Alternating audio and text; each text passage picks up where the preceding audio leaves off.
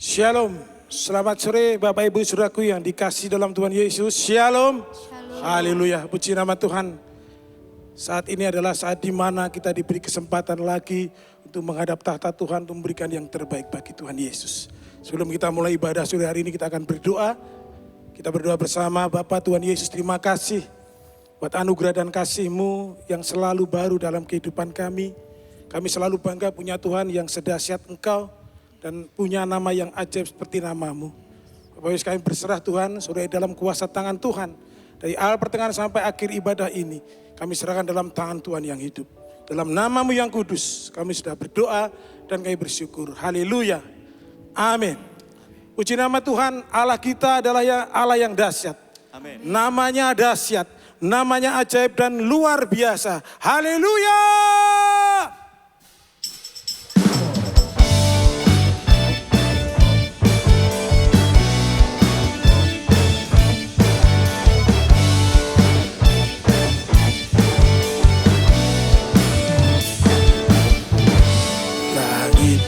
Adalah tatamu Tuhan dalam kemuliaan bumi, tumpuan kakimu sungguh mengagumkan.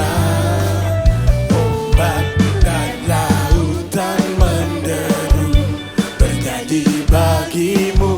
Mari semua yang bernafas sujud dan menyembah. Namamu dahsyat, namamu mulia,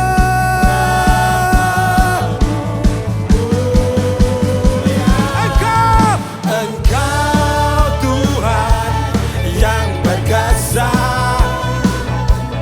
kebesaran-Mu mempesona, ajaib dan mulia. Engkau Raja, segala raja, namamu dahsyat di atas segala nama. Haleluya.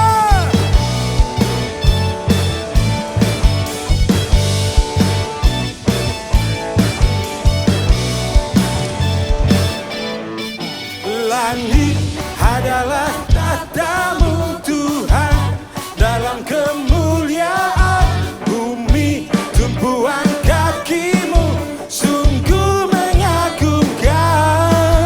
Ombak dan lautan menderu bernyanyi bagimu. Mari semua yang bernafas sujud dan menyembah. Katakan nama-Mu,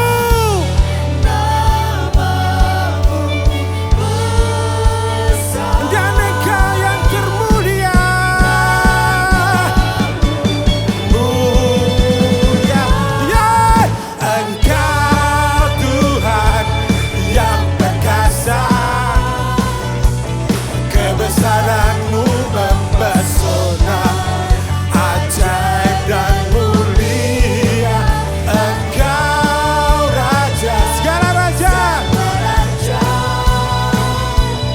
namamu dahsyat di atas segala nama. Haleluya. Engkau Allah yang besar, namamu selalu dahsyat Tuhan, dulu sekarang dan sampai selama-lamanya. Haleluya.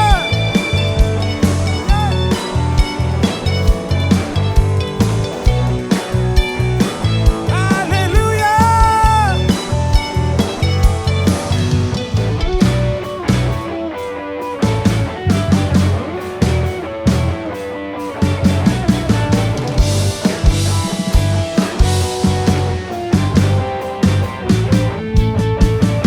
Engkau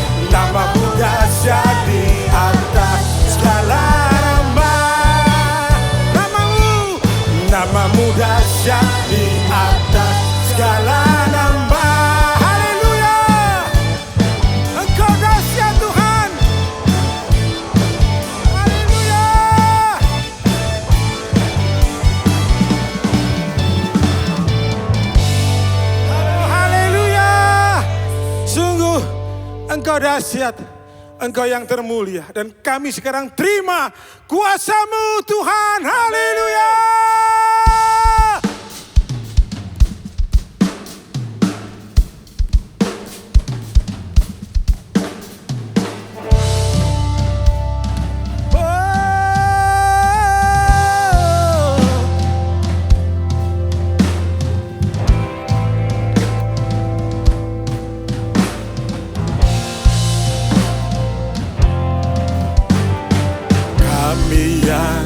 Telah ditebus dengan darah yang kudus, mengangkat pujian bagi-Mu. Kami bait kudus-Mu sebagai bukti karya, menyatakan Kau besar dan hidup. Kau besar dan hidup.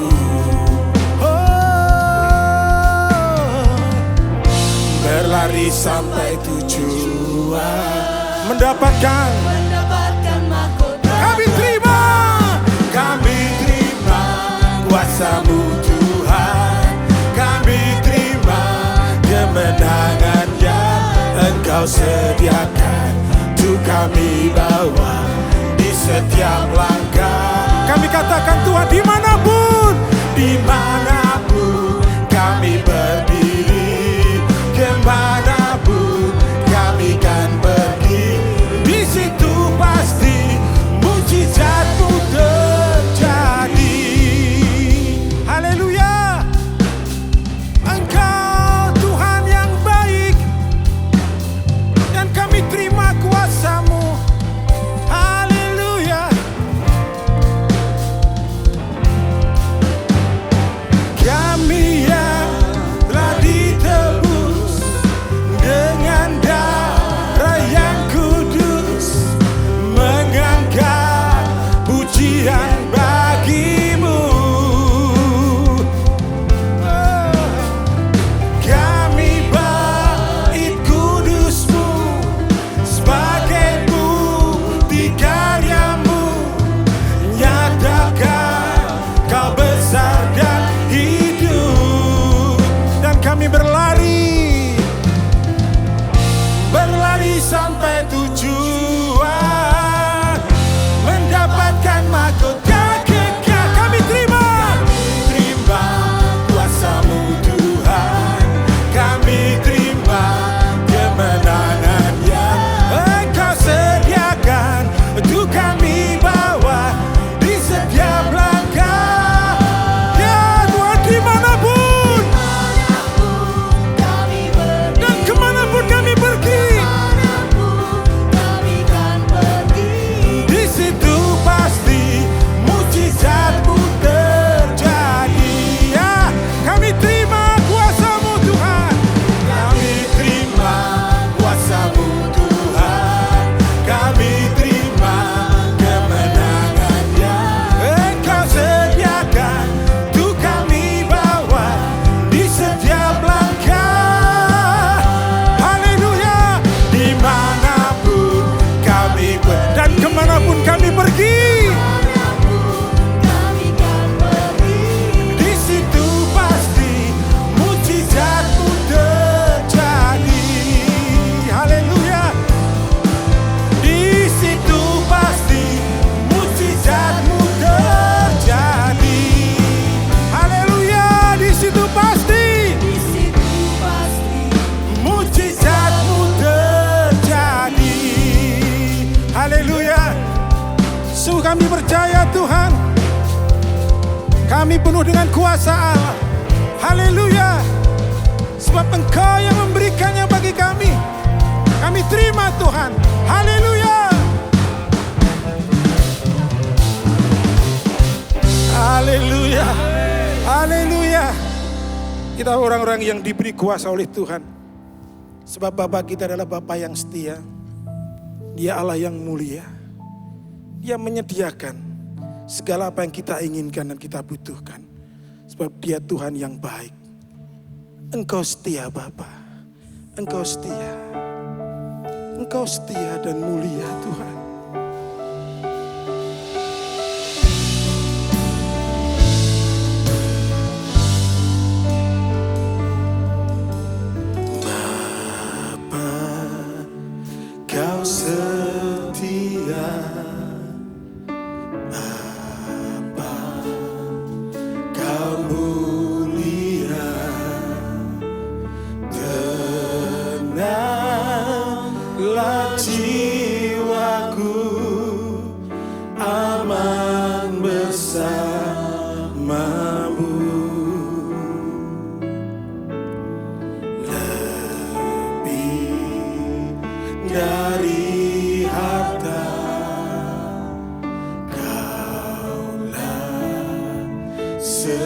segalanya.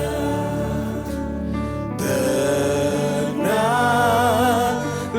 jiwaku dalam hadirat-Mu.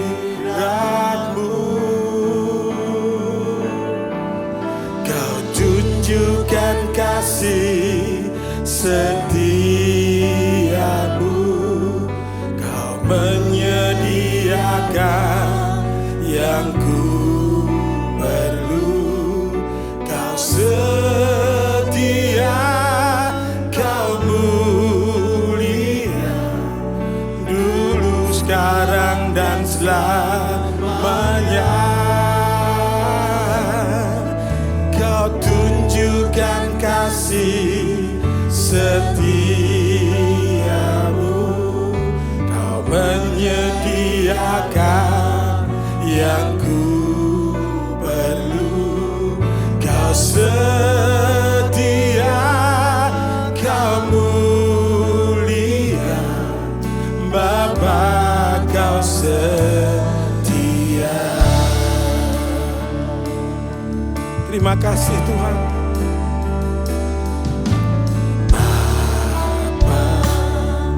Kau setia, Bapa, Engkau mulia. Sungguh tenanglah jiwaku Tuhan. Tenanglah jiwaku, aman bersama-Mu. Lebih dari harta,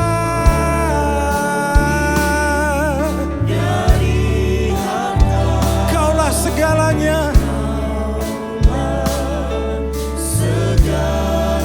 Tenanglah jiwaku Tuhan. Tenanglah jiwaku dalam hadirat-Mu. Kau tunjukkan kasih setia-Mu. Kau menyediakan yang ku perlu. Kau setia dan mulia. Ya Tuhan, dulu, sekarang, dan selamanya. Kau tunjukkan kasih setia-Mu. Kau menyediakan yang ku perlu. Katakan dengan iman-Mu. Dan Engkau mulia Tuhan. Bapa, Kau setia. Dan hari-hari kami lalui Tuhan, sungguh kami tahu Bapa, Engkaulah yang menyediakan apapun yang kami butuhkan. Sebab Engkau Allah yang mengerti akan kami Tuhan. Kau tunjukkan kasih setia-Mu. Kau menyediakan yang ku perlu. Kau setia, Kau mulia, dulu, sekarang, dan selamanya. Kau tunjukkan kasih setia-Mu. Kau menyediakan yang ku perlu. Kau setia, Kau mulia, Bapa, Kau setia. Kau setia, Kau mulia, Kau setia, Kau mulia, Kau setia, Kau mulia, Bapa, Kau setia.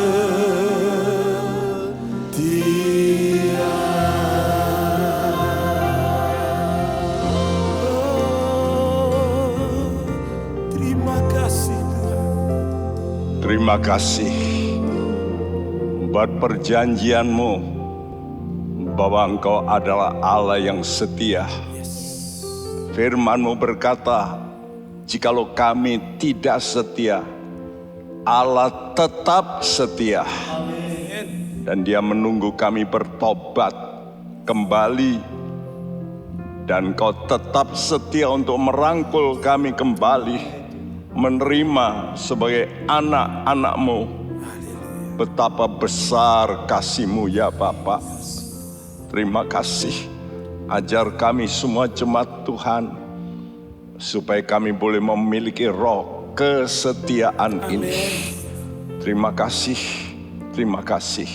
Kami mohon urapan-Mu bagi kami semua yang mendengarkan firman-Mu. Siapa saja yang di rumah-rumah saat ini, Tuhan landa dengan Roh-Mu yang kudus.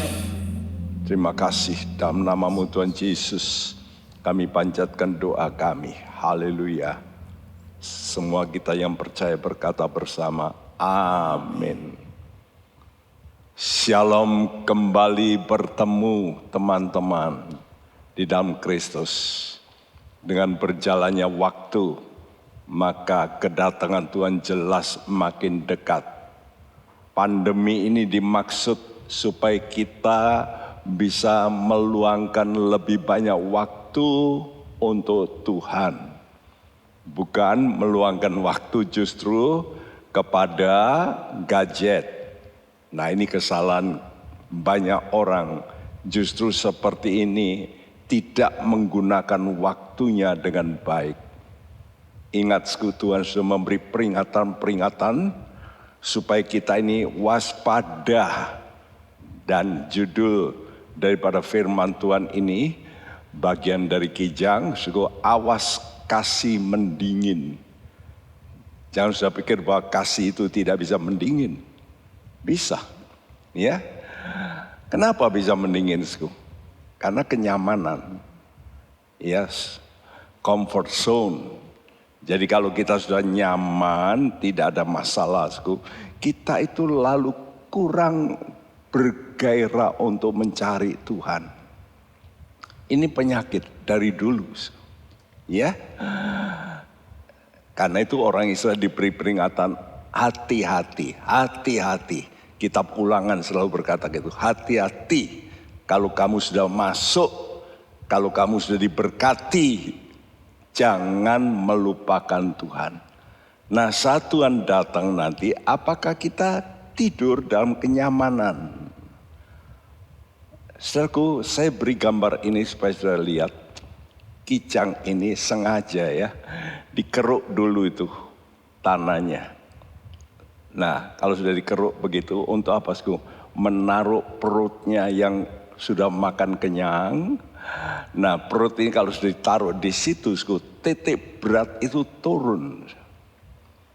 Ya, memang itu stabil. Kalau saudara punya mobil, titik berat itu harus rendah. Itu mobil-mobil balap itu begitu. Sengaja melebar, lalu berat, supaya titik beratnya itu di bawah. Supaya apa? Stabil. Ya, dan kijang ini setelah mengeruk, dia taruh. Ya, perutnya di situ. Dalam pembahasan tentang domba, saya sudah memberitahu banyak domba yang begini. Dia mencari cekungan, lalu naruh perutnya di cekungan. Apa akibatnya? Tidak bisa bangun. Gak bisa. Nah, saudara, ini satu peringatan bagi kita. Tuhan sebagai nabi, dia bukan hanya sebagai imam, raja, tapi dia nabi. Dia sudah memberitahu, ya, apa yang akan terjadi nanti. Nah, sebagai nabi, Tuhan Yesus itu sudah menyatakan keadaan nanti pada akhir zaman itu begini. Mari kita bacakan apa yang dikatakan Tuhan dalam Matius 24 ayat 11 sampai 13. Banyak nabi palsu akan muncul dan menyesatkan banyak orang. Dan karena makin bertambahnya kedurhakaan, maka kasih kebanyakan orang akan menjadi dingin. Tetapi orang yang bertahan sampai pada kesudahannya akan selamat. Perhatikan kata banyak, diulangi 3 kali. Banyak nabi palsu. Menyesatkan banyak orang. Ya, kasih kebanyakan orang menjadi dingin. Ya, jadi ini bicara soal jumlah banyak nabi palsu. Hati-hati. Pengajar-pengajar inilah yang bisa menyimpangkan. Kata menyesatkan.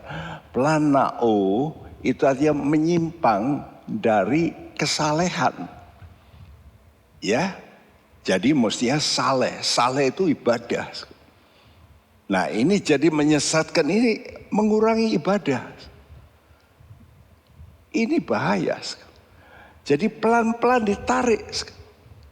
Apalagi saat ini kalau saudara lihat banyak orang kalau sudah terkena gadget. Ini fakta. Kalau sudah terkena gadget itu ibadahnya itu merosot luar biasa. Apalagi dengan pandemi ini. Nah, pandemi ini membuat kita yaitu banyak tinggal di rumah. Ya. Dan kita kurang bersekutu, berkumpul. Yang justru akan membuat kita itu bisa tetap menyala rohani kita. Nah, karena makin banyaknya bertambahnya kedurhakaan. Kita lihat aja di dunia ini. Makin lama dosa itu makin besar, makin dalam kualitas yang makin tajam. Apalagi dengan terpilihnya Presiden Amerika yang baru ini langsung wah meroket seperti yang sudah ditahan-tahan itu jebol semuanya. Ya, maka kasih kebanyakan orang, dan kasih di sini ditulis dalam kata agape. Jelas ini bukan kasih kebanyakan orang dunia, bukan. Dulu saya berpikir begitu. Tapi waktu belajar dengan betul, kasih ini kasih agape. Dan kalau kita baca Alkitab, kasih agape tidak mungkin dimiliki oleh manusia. Karena kasih agape ini adalah produk dari Roh Kudus, buah roh. Bagaimana bisa? Jadi jangan sudah pikir orang yang sudah punya buah roh langsung nanti tetap. Tidak menjamin kalau dia tidak setia. Jadi apa saja yang Tuhan kasih yang hebat-hebat, kalau tidak diakhiri dengan setia, itu berbahaya. Ya, jadi iman kita itu mesti mencapai sempurna. Nah, faith harus jadi faithful. Itu setia. Jadi kasih, ini kasihnya dari Tuhan. Bisa menjadi dingin. Lalu Tuhan berkata, tetapi orang yang bertahan. Nah ini hanya sebagian ya. Jadi orang yang bertahan dalam, bagaimana menjaga ini, kasih ini. Harus diaktualisasikan kasih itu. Agape itu. Jadi bukan kita diam-diam. Ya. Nah, ingat Tuhan sudah memberitahu ini, dan spirit manusia itu sangat mempengaruhi respons kita. Bagaimana respon kita? Bisa positif, bisa negatif, tergantung spirit kita dan spirit dari luar ini.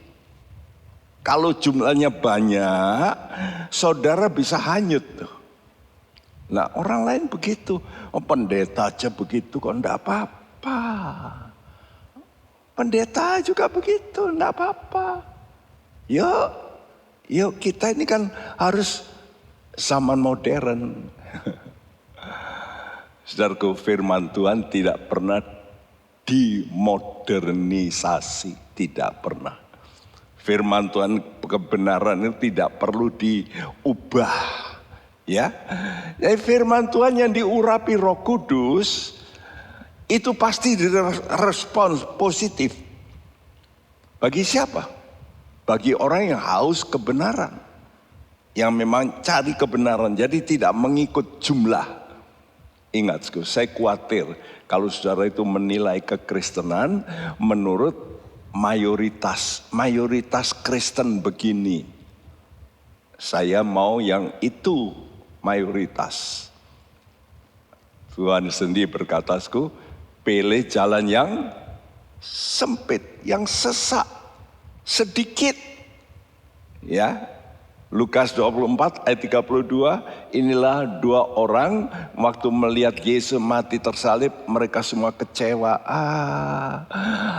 Ya, yang kita pikir dia sebagai tokoh mati, kecewa dia. Mereka pulang ke kampungnya, ke Emmaus. Tapi di tengah jalan Yesus bertemu dengan mereka lalu bercakap-cakap. Dan apa yang terjadi dalam percakapan itu, Lukas 24 ayat 32. Kata mereka seorang kepada yang lain, bukankah hati kita berkobar-kobar ketika ia berbicara dengan kita di tengah jalan, dan ketika ia menerangkan kitab suci kepada kita? Perhatikan, bagaimana hati Anda itu, roh saudara itu bisa menyala kembali. Dengan apa? Ya, bukan dengan motivasi dari pendeta hebat memotivasi kita. Sekarang ini kan banyak di gereja itu bukan menyampaikan firman, tapi motivator. Bagaimana memompa orang sehingga berani korban lebih banyak. Saudaraku, lihat Tuhan Yesus menerangkan apa? Kitab suci. Jadi kitab suci inilah yang mesti diekspos. Bukan mendorong dengan iming-iming kalau kita korban sekian nanti dapat sekian. Taburlah lebih banyak nanti. Itu memang benar. Saya berkata itu juga dari Alkitab. Tapi kuncinya bukan di situ. Bukan di kata-kata lalu kasih contoh-contoh. Contoh-contoh di Alkitab saya katakan sudah cukup. Tidak perlu contoh daripada manusia yang berhasil. Lebih baik contoh di Alkitab. Karena kalau contoh di Alkitab kita bisa melihat akhirnya bagaimana. Orang yang berhasil di dunia belum tentu akhirnya itu masuk surga. Kenapa kita mesti memperhatikan orang yang sukses? Wah, dia pemimpin hamba Tuhan yang sukses. Kita jangan melihat itu. Akhirnya bagaimana? Mungkin akhirnya baik, tapi Tuhan bisa tolak. Ya, saudaraku, mungkin orang bisa berkata, wah finish well. Tapi bisa Tuhan kata, no. Ya, tidak benar. Karena Tuhan itu akan melihat hati manusia yang tersembunyi. Ya, ini mesti diperhatikan. Jangan kita hanya memberi judgement, memberi penilaian itu dari sekedar luar. Kita belajar ini nanti dalam doa malam. Ya, jadi iman saudara itu harus jadi kuat oleh karena firman Tuhan yang diekspos, yang diungkap dan menimbulkan harapan. Sehingga Lukas 24 ayat 33, setelah hati mereka berkobar, langsung bangunlah. Nah, bangun. Jadi ada kebangunan rohani, spirit yang benar. Setan tahu, oleh karena itu dia mau menggoncangkan bukan apa, pengajaran. Dengan jumlah yang banyak, dia kirim utusan-utusannya, hamba-hamba Tuhan yang memberikan kenyamanan. Itu makin lama makin banyak.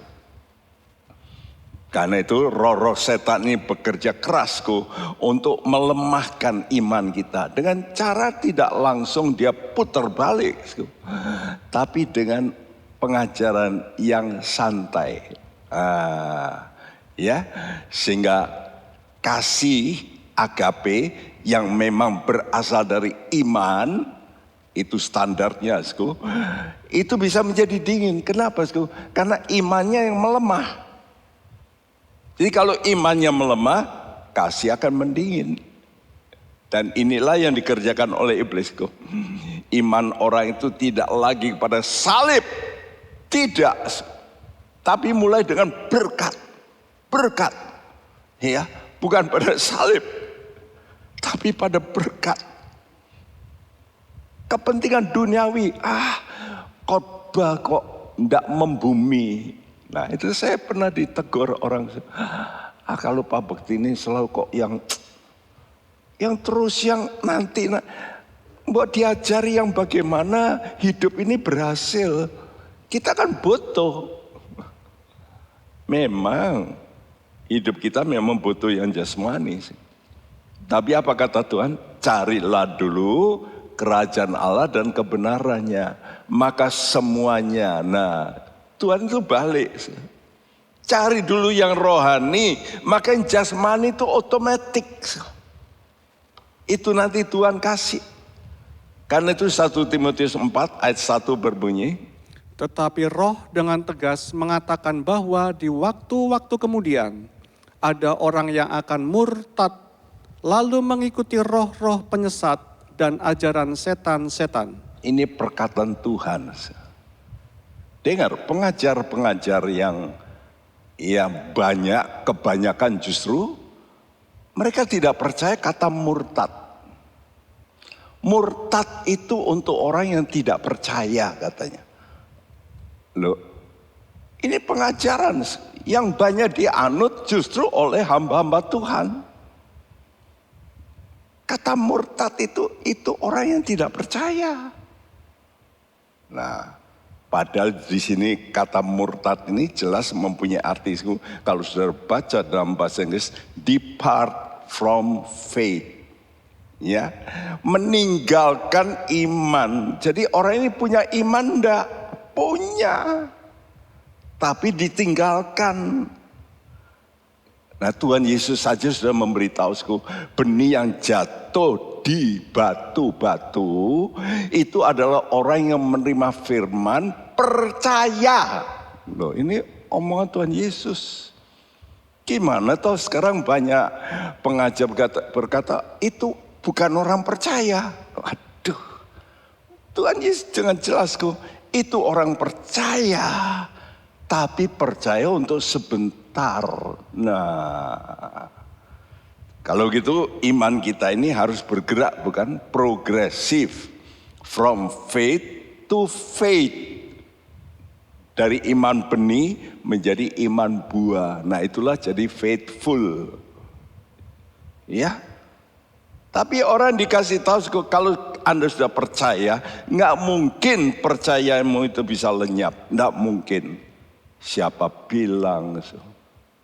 Kalau tidak lenyap, apa gunanya iblis mengutus hamba-hamba palsu?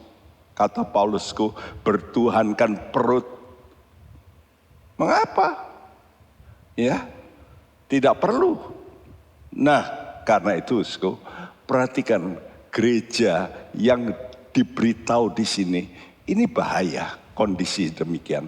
Kidung Agung 5 ayat 2 dan 3. Aku mengantuk, tetapi hatiku bangun. Itu suara kekasihku mengetuk. Bukalah pintu, Dinda, manisku, merpatiku, idam-idamku. Karena kepalaku penuh embun, dan rambutku penuh tetesan embun malam. Bajuku telah kutanggalkan, apakah aku akan mengenakannya lagi? Kakiku telah kubasuh, apakah aku akan mengotorkannya pula? Kata-kata ini saya terjemahkan dari Modern King James. Jadi, saudaraku, kata aku tidur itu maksudnya aku mengantuk gitu ya. Tetapi hatiku bangun. Jelas orang ini belum tidur pulas, bukan? Dan itu suara kekasihku. Kalau bahasa Indonesia, dengarlah. Ya, gitu. Tapi mestinya begini, itu suara kekasihku mengetuk. Jadi dia itu dengar, dengar ketukannya dan suara yang mengetuk, bukalah pintu, Dinda, manisku, merpatiku, idam-idamanku, dengar. Tapi alasannya banyak. Bajuku telah kutanggalkan, apakah aku akan mengenakannya lagi? Kakiku telah kubasuh, apakah aku akan mengotorkannya pula? Jadi di sini jelasku, sang mempelai ini, calon ini sebetulnya juga, tapi bukan calon mempelai yang awal, yang buah sulung, tapi ini buah susulan. Jelas ini belum tidur pulas, jelas belum. Sebab masih dapat mendengar suara, itu suara kekasihku. Namun tubuhnya lemas kok, matanya berat, mau buka mata itu. Saya kira kita semua pernah ngalami begitu ya. Saya pun kalau capek, waktu khotbah disampaikan, kalau doa siang itu, saya bisa kenapa? Kelelahan fisik. Nah, banyak orang mungkin melakukan pekerjaan Tuhan, sibuk berkhotbah sana sini, namun tidak bersabat, tidak berhenti dalam roh, ya. Karena yang memberi kekuatan pada kita untuk bangun itu Roh Kudus. Sakaria 4 ayat 6 berkata, bukan oleh kuat, bukan oleh gagah, tapi oleh rohku, kata Tuhan. Jadi kita ini mesti betul-betul menjaga, namanya perhentian hubungan doa kita. Sesibuk bagaimanapun kita harus jangan sampai tanggalkan doa ini, abaikan. Peter Wagner pernah mengadakan sensus pada pendeta-pendeta Amerika yang sibuk. Dan rata-rata pendeta-pendeta sibuk itu berdoa 15 menit saja. Ini hasil sensus. Jadi ini profesor ini mengadakan sensus. Ya, sehingga mereka melihat, dia melihat, aduh, rohani di Amerika merosot bukan main. Kalau dia ke Asia, ke Afrika, mereka kaget, ke Brasilia, wih, kaget. Peter Wagner berkata, wih, ke Korea, kaget. Ya, saudara, nah, menjadi pertanyaan, apakah kitanya puas melayani pekerjaan Tuhan? Apakah kita merasa saya sudah melayani? Saya sudah jadi singer, saya sudah jadi pengkhotbah, saya pemusik, saya pemimpin kor, saya besuk, wah saya penuh dengan pelayanan. Tapi ingat, dalam pembicaraan Tuhan tentang 7 gereja, itu hanya 2 gereja yang Tuhan tidak tegur. Jemaat Smyrna dan jemaat Philadelphia. Lainnya semua Tuhan tegur. Bertobat. Nah, jemaat yang macam begini santai ini adalah model jemaat Sardis. Wahyu 3 ayat 1-3. Dan tuliskanlah kepada malaikat jemaat di Sardis. Inilah firman Dia yang memiliki 7 roh Allah dan 7 bintang itu. Aku tahu segala pekerjaanmu. Engkau dikatakan hidup padahal engkau mati. Ya, sampai sini dulu, Jemaat Sardis, ya, dan Tuhan tiap kali bicara dengan jemaatnya, dia menyatakan siapa. Firman dari Dia yang memiliki 7 roh Allah. Jadi ini hubungannya tentu berorientasi soal Roh Kudus. Bahkan 7 bintang itu, yaitu jemaat. Ya, aku tahu segala pekerjaanmu. Wah, jemaat Sardis kerjaannya banyak. Inilah itulah.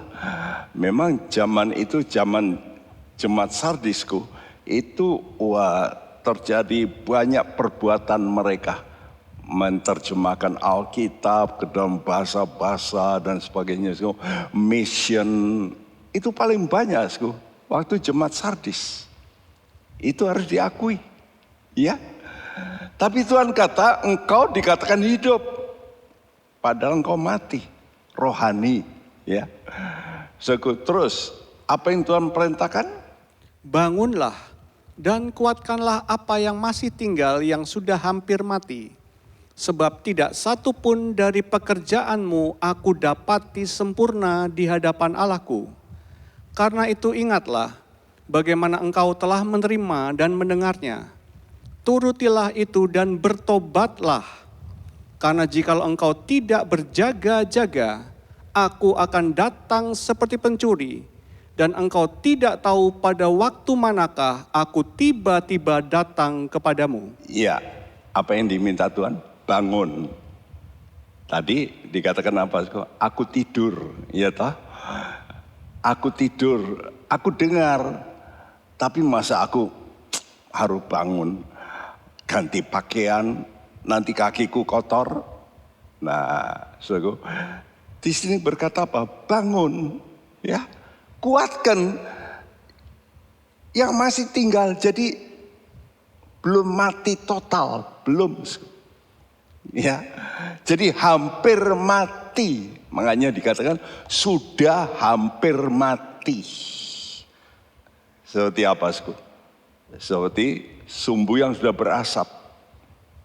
Itu hampir mati. Tapi kata Tuhan apa? Sumbu yang berasap, Tuhan tidak akan apa? Padamkan. Enggak. Itu kasih Tuhan. Tapi Tuhan ingatkan, bangun. Ini mau padam ini. Kenapa? Tidak satu pun dari pekerjaanmu aku dapati sempurna. Nah, sempurna dalam Alkitab itu ada pakai angka-angka. 7 sempurna, 10 sempurna, 12 sempurna. Tapi kalau 7 bicara tentang kesempurnaan dalam pekerjaan Roh Kudus. Karena itu disebut ketujuh roh Allah. Jadi kenapa belum sempurna? Karena operasional Roh Kudus tidak full. Ada memang roh, tapi tidak sempurna. Ya. Jadi kamu jangan puas dengan pekerjaanmu yang hebat, yang luar biasa. Kata Tuhan, bertobatlah. Nah, kalau kamu nggak berjaga, jadi perhatikan, ini ada hubungannya dengan berjaga-jaga. Kalau Tuhan ngomong berjaga, hubungannya dengan apa? Doa. Selalu Tuhan kaitkan berdoa dan berjaga. Kalau kamu nggak berjaga, aku datang seperti pencuri. Dan nanti Tuhan datang seperti pencuri, banyak gereja, jemaat belum siap. Belum berjaga. Karena Tuhan akan datang tiba-tiba. Ya. Nah, karena itu adalah tugas kita masing-masing sekarang. Kalau kita ngerti, kita mesti berjaga, kita mesti kobarkan spirit kita. Yang mau padam itu harus kita loh ya. Tugas kita ini ya. Jadi ada tugas kita, saya tuliskan dengan tulisan hijau. Tugas kita mengobarkan anugerah Allah yang sudah kita terima. Dengan apa, minyak Roh Kudus. 2 Timotius 1 ayat 6 sampai 7. Karena itulah kuperingatkan engkau untuk mengobarkan karunia Allah yang ada padamu oleh penumpangan tanganku atasmu. Sebab Allah memberikan kepada kita bukan roh ketakutan, melainkan roh yang membangkitkan kekuatan, kasih, dan ketertiban. Salah satu murid Paulus yang paling dicintai, itulah Timotius. Dia pesan pada Timotius, dulunya dia penginjil. karena ikut Paulus. Tapi kemudian dia diutus menjadi gembala sidang. Ya, nah saudaraku, dia pernah ditumpangi tangan. Dan dia menerima karunia, impartasi daripada Paulus. Tapi Paulus berpesan, kamu sudah terima, kamu jangan diamkan. Kamu harus kobarkan. Ya, kobarkan itu artinya menyemangati kembali karunia. Kenapa, Sku? Karena inilah yang memberikan roh ini, roh dari Roh Kudus, memberikan dalam diri kita roh kekuatan dalam diri kita, roh kasih, roh ketertiban. Kekuatan untuk apa? Untuk bangun dari tidur. Ya. Nah, bagaimana caranya mengobarkan ini? Murid-murid gereja awal, mereka diliputi dengan ajaran-ajaran gnostik yang menyesatkan. Itu sudah dari awal. Lalu dengan orang-orang Farisi, ahli-ahli Taurat, mereka terus diserang. Ya, bahkan mereka dianiaya. Tapi apa yang mereka lakukan? Harus mereka kobarkan. Dengan apa? Kumpul bersama. Nah, ini yang saya khawatir. Pandemi ini Tuhan izinkan. Ingat ya, Tuhan izinkan. Tapi jelas pekerjaan iblis. Nggak mungkin pekerjaan Tuhan, no. Tapi Allah izinkan. Ya. Kenapa, Karena Tuhan juga mau lihat. Apakah dengan pandemi ini kita lalu merosot? Ataukah justru kita punya keinginan kumpul bersama? Karena mau nggak mau, spirit saudara itu akan merosot kalau tidak kumpul. Nggak mungkin, ya. Karena itu sudah patron dari Tuhan, patternnya begitu. Dan mesti berdoa dalam roh. Supaya apa? Bisa wake up gitu, berjaga ya. Kalau saudara itu bisa dalam roh ini, saudara bisa berjaga-jaga. Kisah Rasul 4 ayat 31. Dan ketika mereka sedang berdoa, goyanglah tempat mereka berkumpul itu, dan mereka semua penuh dengan Roh Kudus. Lalu mereka memberitakan firman Allah dengan berani. Ya, berkumpul untuk apa? Sekarang kan lain, berkumpul untuk apa? Ya, untuk makan-makan. Aduh, itu jadi topik di gereja-gereja. Ya, jadi itulah kenyamanan.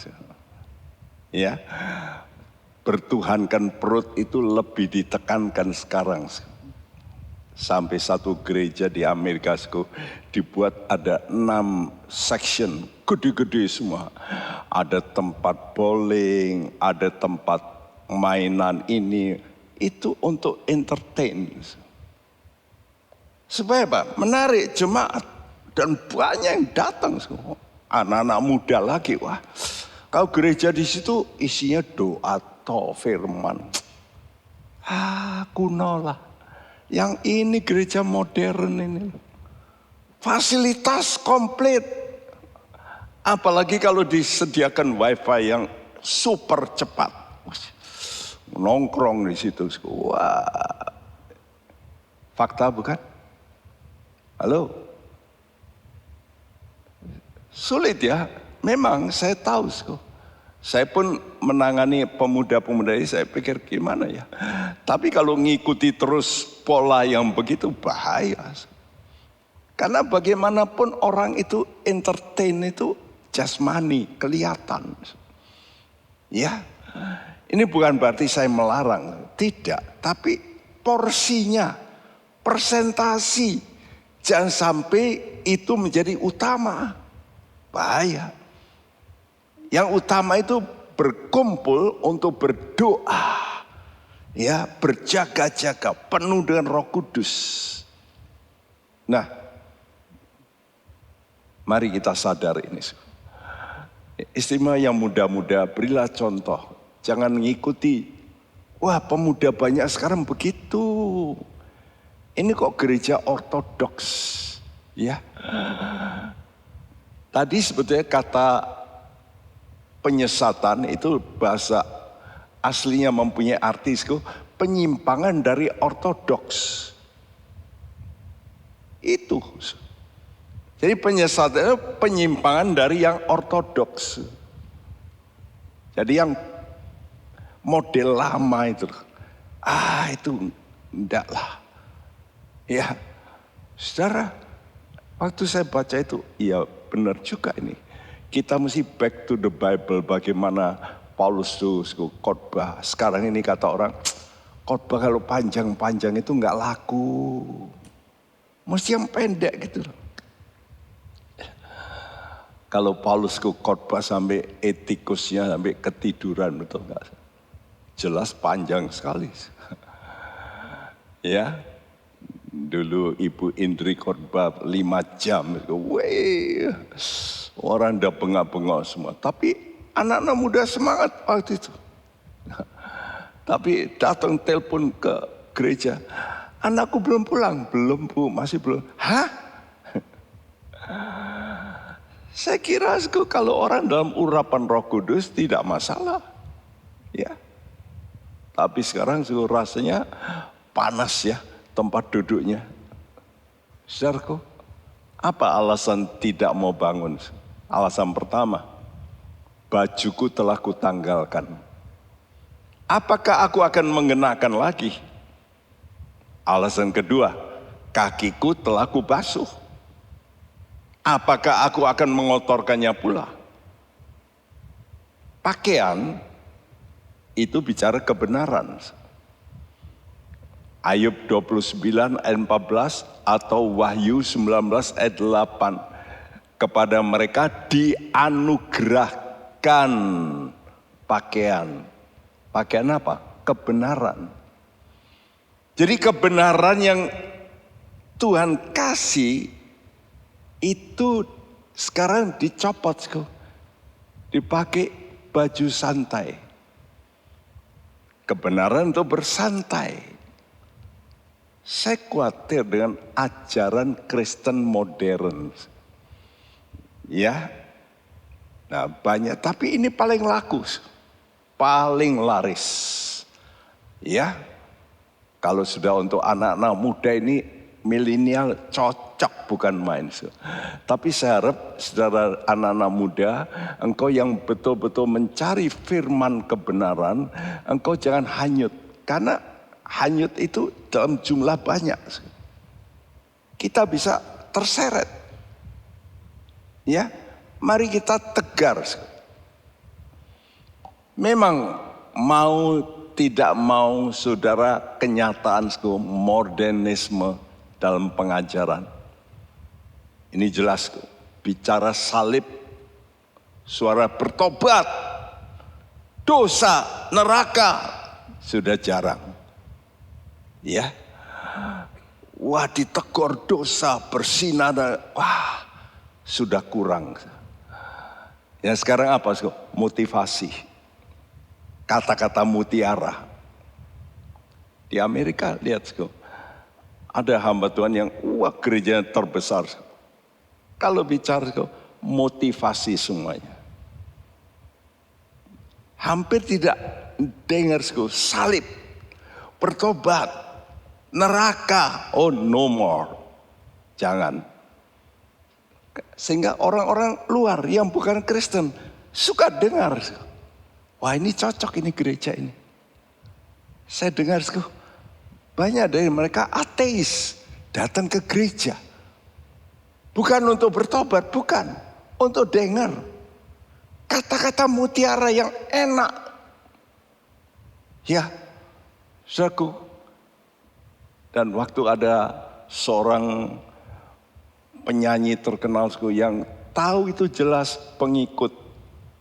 Ya, yang gak benar.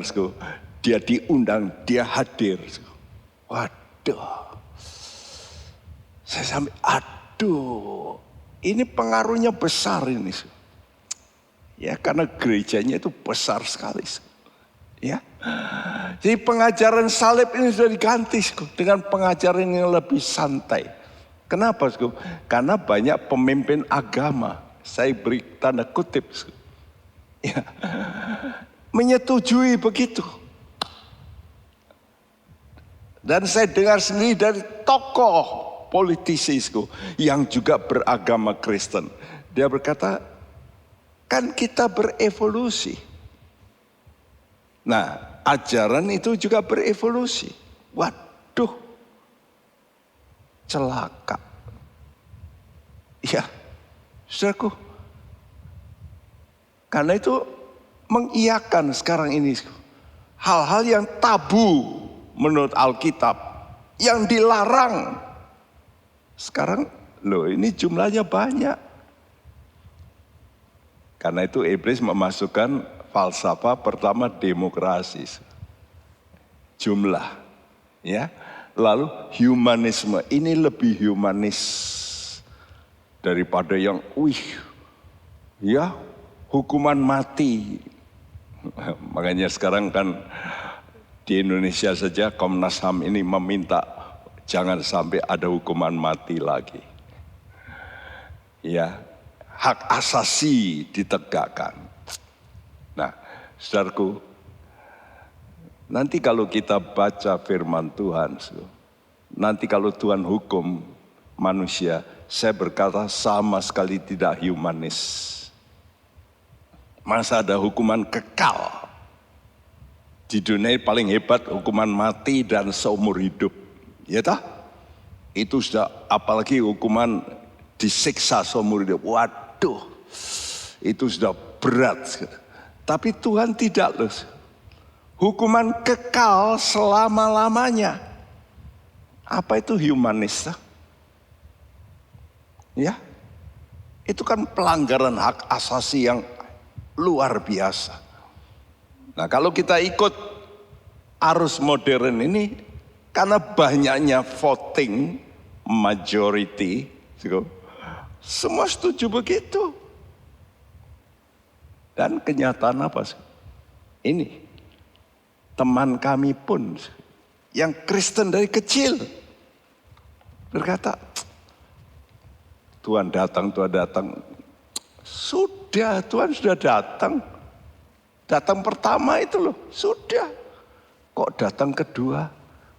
Mari kita baca apa yang Tuhan katakan dalam 2 Petrus 3 ayat 3 dan 4. Yang terutama harus kamu ketahui ialah bahwa pada hari-hari zaman akhir akan tampil pengejek-pengejek dengan ejekan-ejekannya, yaitu orang-orang yang hidup menuruti hawa nafsunya. Kata mereka, di manakah janji tentang kedatangannya itu? Sebab sejak bapa-bapa leluhur kita meninggal, segala sesuatu tetap seperti semula pada waktu dunia diciptakan. Mana Tuhan datang? Kalau dunia berevolusi ya masuk akal.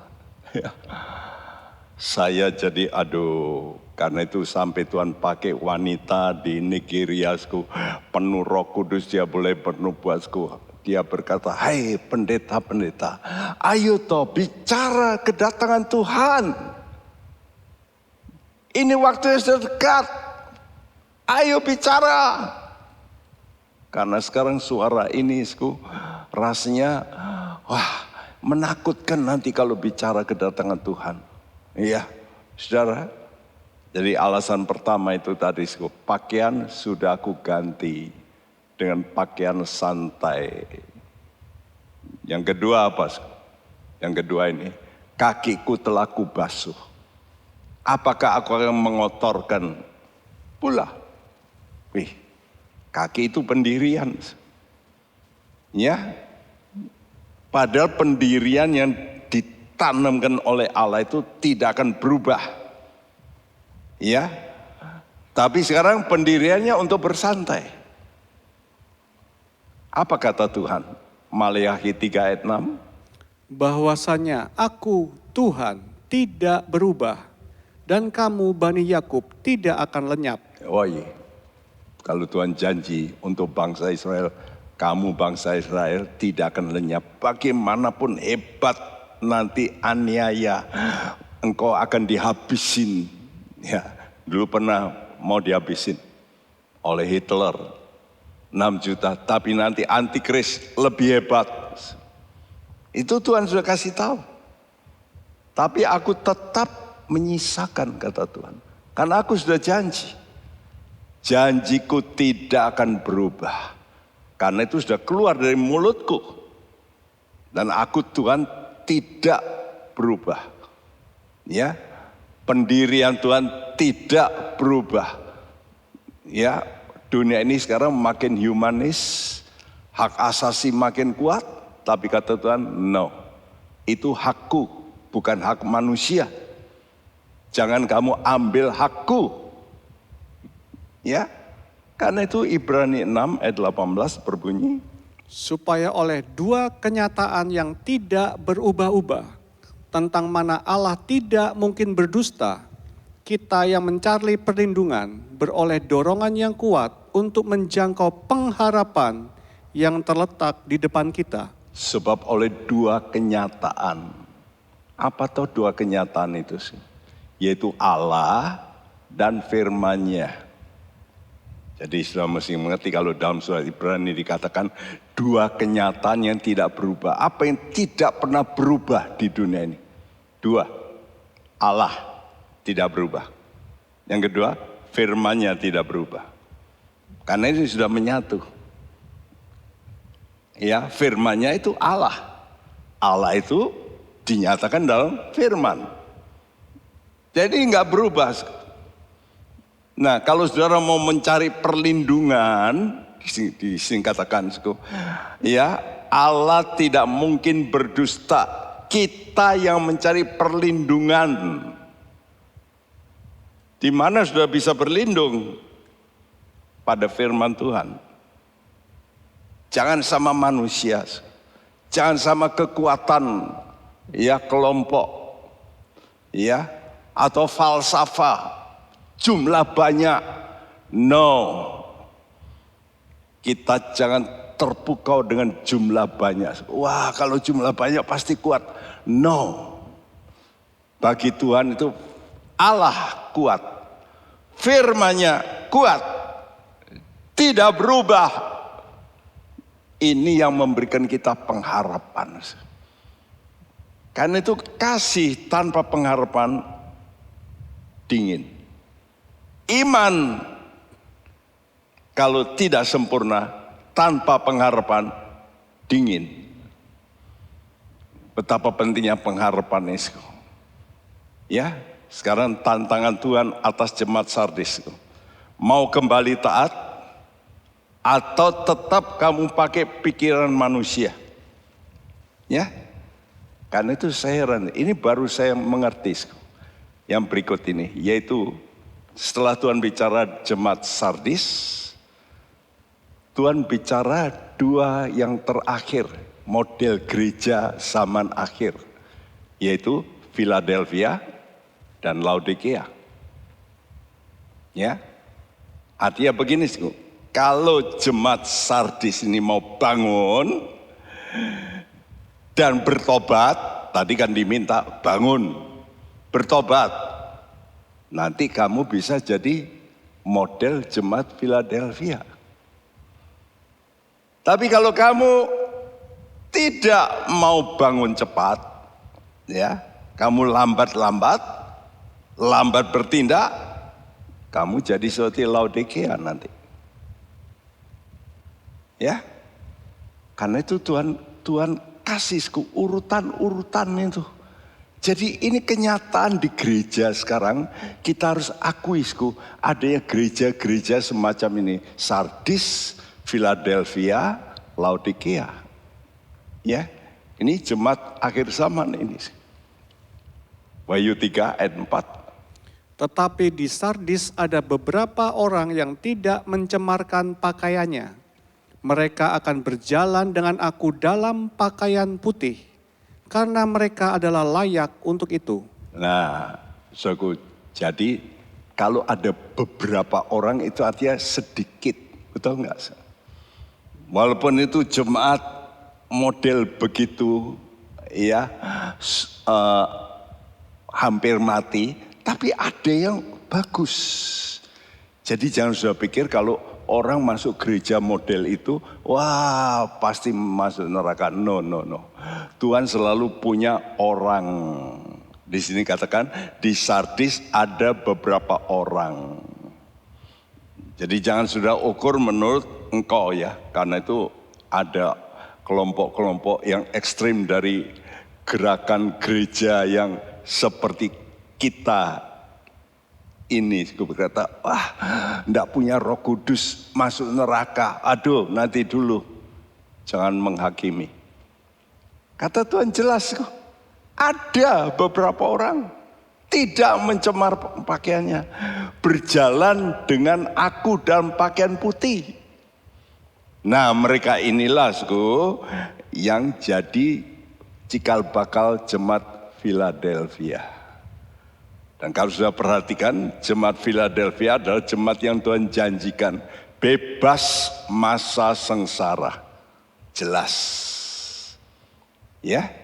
Jadi kalau saudara mau menjadi buah sulung yang diangkat lebih dulu, harus jadi jemaat Philadelphia.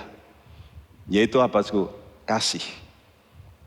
Hati-hati ya, dengan saudara membenci orang, memfitnah orang.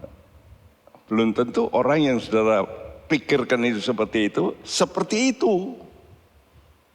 Kita ini suka tukang hakim. Ini bahaya, ya. Nah, kita mesti hati-hati di sini. Kita mesti punya satu ini, kasih. Yang Tuhan minta itu kasih. Kalau kamu belum sampai kasih itu, kamu belum pindah dari maut kepada hidup, ya. Nah, yang lain, jemaat Sardi yang lain, jadi cikal bakal apa? Jemaat Laodikia. Kata Tuhan, jemaat Laodikia diapakan Tuhan? Dimuntahkan. Jelas ini akan kena sengsara. Kenapa? Karena jemaat ini membiarkan Tuhan di luar pintu. Sehingga Wahyu 3 ayat 20 berkata, tengok aku berdiri di luar pintu, mengetok, buka pintu. Persis seperti tadi. Ya, mempelai itu yang tidur-tidur, buka Dinda, buka. Ya, lalu Tuhan perintahkan apa? Kamar membeli untuk jemaat Laodikia emas, pakaian putih, dan minyak. Ya, membeli itu berarti barter. Saudara mesti keluarkan sesuatu untuk mendapat sesuatu. Kalau engkau ingin mulia, emas, rohanimu mulia, pakaianmu putih, engkau penuh Roh Kudus, minyak. Nah ini jelas, membeli minyak. Jadi kalau begitu, apakah itu usaha toh? Loh ya usaha toh, membeli itu kan usaha. Usaha dalam arti juga sudah mesti korbankan. Apa? Keinginan daging. Kalau kita nggak berani korban keinginan daging untuk berdoa, untuk berpuasa, ya sudah berani. Nggak mungkin sudah mendapat yang rohani tanpa engkau memberikan yang jasmani. Nggak bisa. Itu harga yang harus dibayar. Nah harga itu sudah menderita. Tapi untuk apa? Supaya sudah lepas dari penderitaan yang akan datang. Ya, jadi harus bayar harga melalui derita. Nah ini banyak orang nanti justru masa kesukaran deritanya. Sayang. Lebih baik sekarang membeli. Ya, jangan nanti waktu saudara lihat sengsara besar, wah sudah nggak mungkin. Saudara memang harus bayar harga dengan cara sengsara. Lebih baik kita sengsara sekarang. Sengsara untuk jasmani kita. Tidak mungkin rohani itu tanpa korban jasmani, nggak ada. Tuhan Yesus saja mesti bangun pagi-pagi berdoa. Saya pun paksakan bangun pagi, tetap bangun pagi. Saya nggak mau santai sekarang, sudah 80 tahun ya, mesti enak-enak dong ya. No. Nggak bisa begitu, rohani tidak boleh santai. Saya kan sudah kerja keras dulu.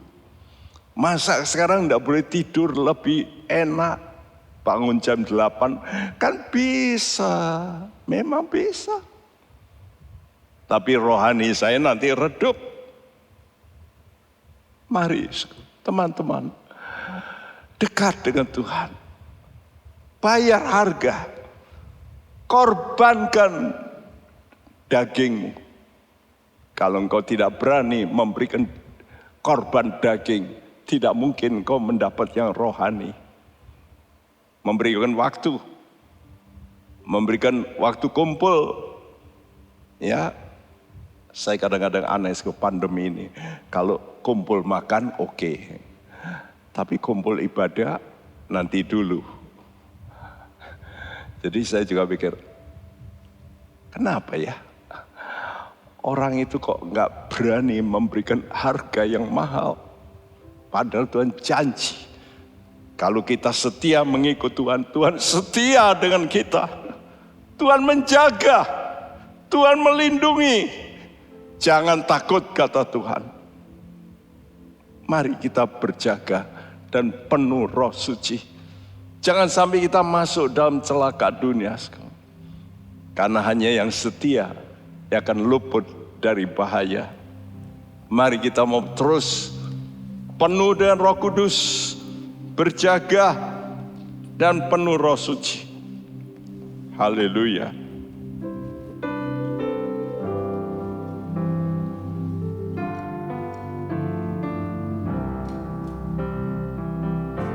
Berjagalah dan penuh Roh Suci.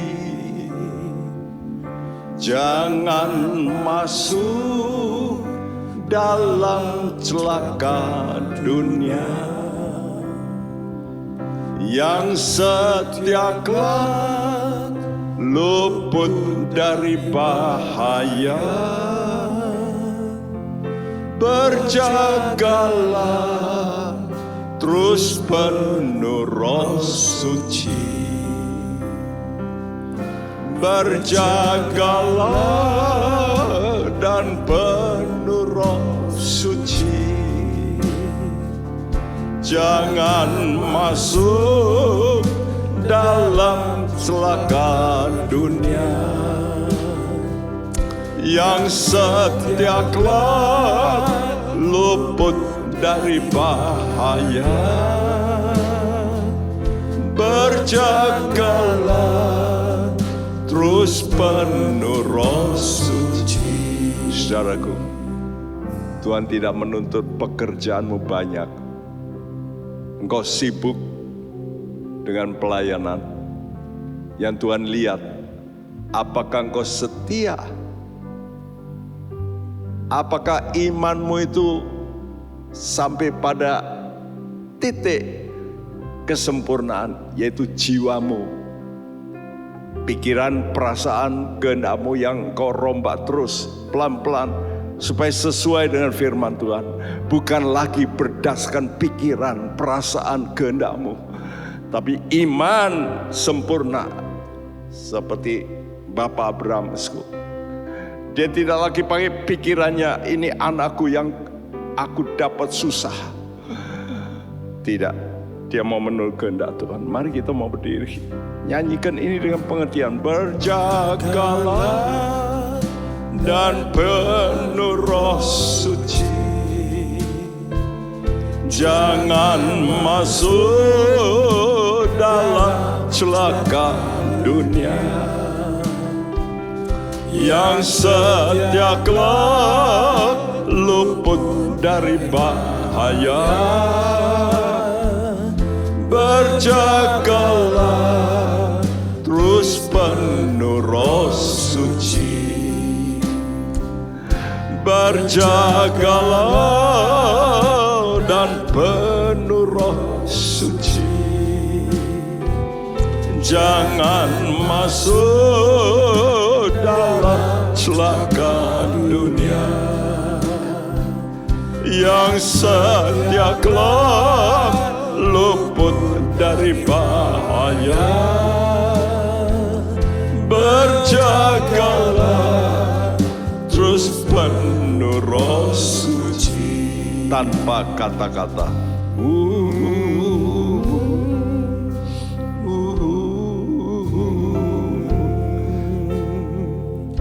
Saudaraku,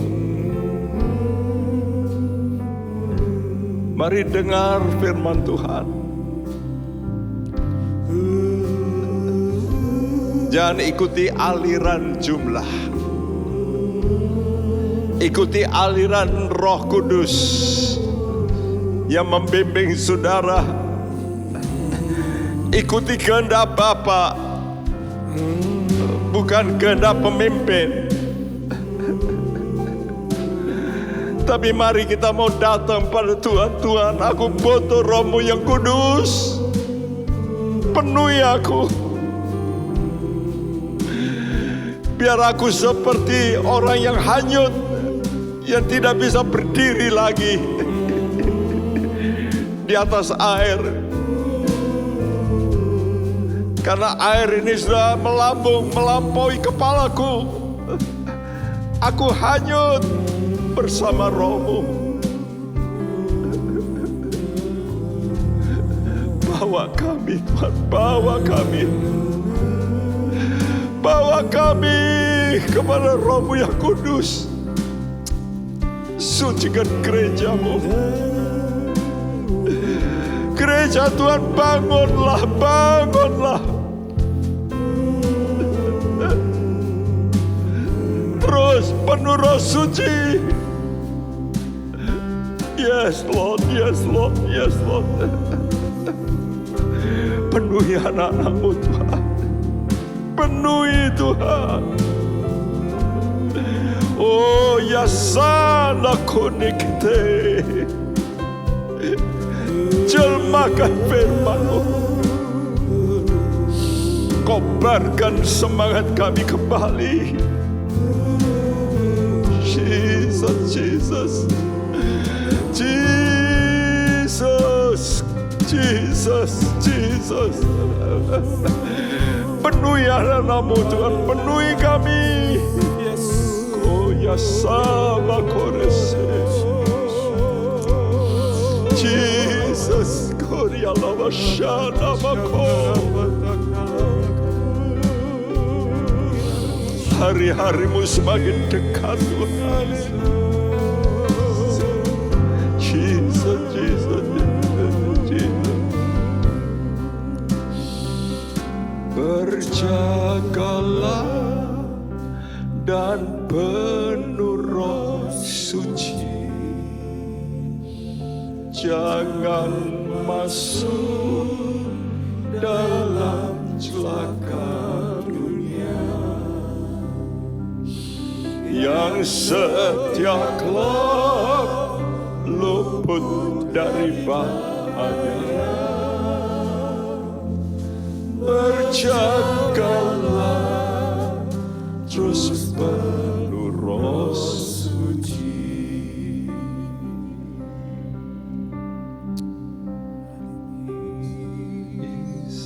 Yesus, Yesus, Yesus, Yesus. Pembaptis dengan Roh. Ya, pembaptis dengan Roh. Penuhi kembali anak-anak-Mu. Penuhi kembali Tuhan. Refill, refill. Dan supaya kami kembali dipenuhi oleh karena firman-Mu yang membakar hati kami. Firman-Mu seperti api ya Tuhan, bakar kami supaya semangat kami menyala kembali. Kami bisa bangun Tuhan. Terima kasih Bapa, terima kasih Bapa. Terima kasih Bapa. Terima kasih Bapa, buat kami insaf. Kedatangan-Mu yang sudah semakin dekat, tanda-tanda semakin nyata. Biar kami semua terbuka Tuhan. Mata kami dimelekan oleh Tuhan. Terima kasih, terima kasih. Dan biar Engkau berikan karunia-Mu kembali baju yang putih Tuhan. Terima kasih, terima kasih. Tuhan berkati anak-anak-Mu dengan kekuatan yang baru, dengan kekuatan yang baru, dengan kekuatan yang baru, dengan spirit yang baru. Terima kasih, berkati pemerintahan kami, berkati gereja-gereja-Mu Tuhan. Terima kasih. Dan sebelumnya kami juga ingin menerima berkat-Mu, kami tadakan tangan kami. Terimalah berkat sorgawi dari Allah Bapa kita, dari Tuhan kita Yesus Kristus, dan persekutuan Roh Kudus. Tuhan memberkati engkau dengan karunia-karunia yang baru, kekuatan yang baru. Terima kasih. Dan kiranya engkau tetap setia sampai akhir, sampai Dia datang menjemput. Maranatha.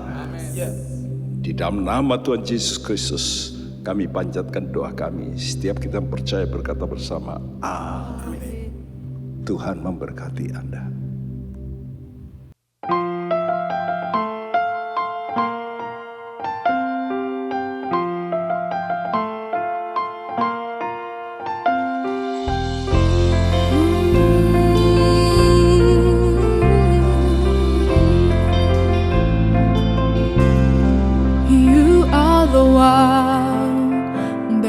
I cling to, you are the one that I hold.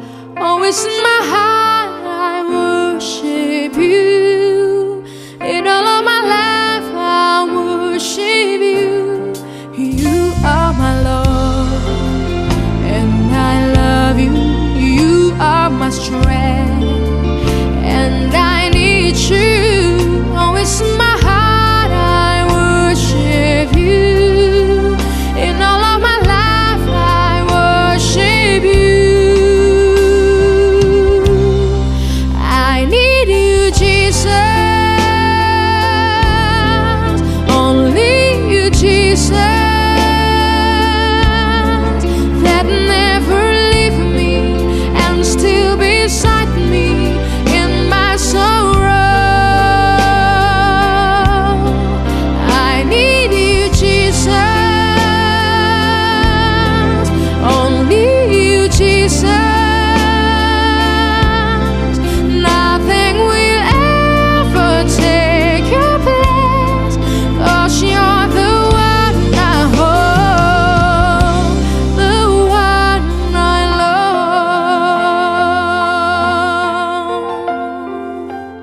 Hai Inspiration People, jangan lupa untuk mengikuti iGen Online Service setiap Sabtu jam 5 sore di YouTube channel Generasi Inspirasi. God bless.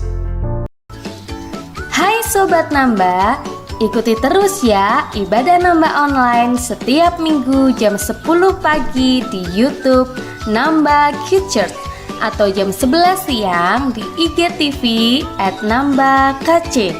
Yuk bersukacita bersama, God bless you. Penyaluran kolekte maupun persembahan lainnya dapat dilakukan melalui transfer ke nomor rekening gereja dengan nomor 009 707 2071 atas nama Megawati dan Lee Irwande atau dengan scan QR Code berikut ini.